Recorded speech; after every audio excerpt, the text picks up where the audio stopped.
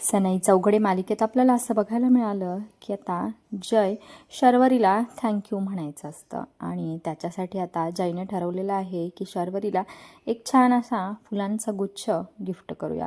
त्यासाठी तो गिफ्ट शॉपीमध्ये पोहोचतो आणि येलो फ्लावरचा खूप सुंदर असा बुके तो शर्वरीसाठी घेऊन जातो. शर्वरी जेव्हा त्याच्या केबिनमध्ये येते तेव्हा जय तिला खूप प्रेमाने शर्वरीला म्हणतो की तू माझी खूप छान काळजी घेतलीस, तू नसतीस तर माझी तब्येत लवकर सुधारलीच नसती, त्यासाठी तुला हा फ्लॉवरचा गुच्छ दाखवतो आणि शर्वरी खूप आनंदाने खुश होऊन नाचूच लागते. ती म्हणते की कसला भारी आहे हा फुलांचा गुच्छ आणि ती आवेशामध्ये जयला मिठीच मारून टाकते.